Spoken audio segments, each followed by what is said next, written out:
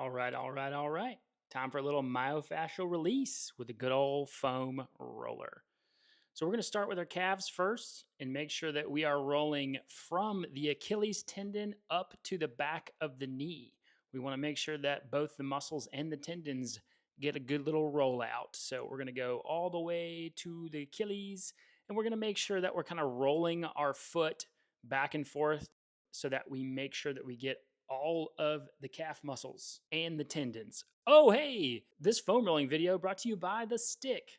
I actually like this stick better for calves and actually quads. It allows me to put a little bit more point pressure in some areas that otherwise are pretty painful with the foam roller. And realistically, none of this should be painful. You can also get your anterior tib. Don't rub it on the bone, folks. Don't rub it on the bone. Anterior tib, for those of you who get shin splints, this is your one. So up and down on the anterior tib all the way from the ankle to the knee. And we're going to go to the quads. We can do this with the stick, and I'll show you how to do that in just a second.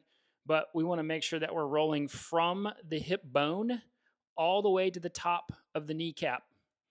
Hip bone to kneecap. And we want to make sure that we're kind of rolling our leg in and out and getting all of those quad muscles. We're going to spend about a minute each side, each area. We're moving on to the IT band. Okay, this is a big one for you runners. We want to make sure we're going all the way again from the top of the hip bone all the way down to the middle of the knee. We can do this with a stick too. For those of you who have ever been on a foam roller and screamed like a baby, sometimes you prefer the stick. But we can also get our quads with the stick as well. But if we want that IT band, I recommend the foam roller. Oh, the hip flexor. We can get that guy a little bit better with the foam roller, but you can always get it with the stick. Now let's hit our glutes.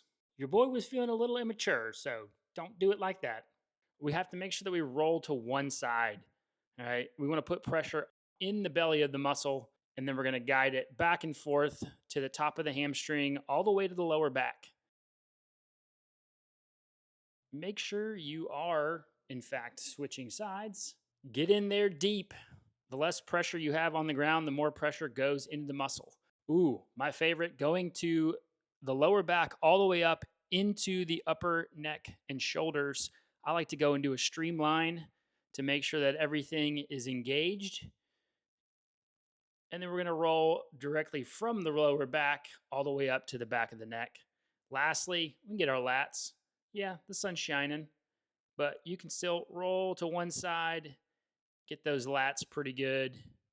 And that is where we end it. Nice and loosey-goosey.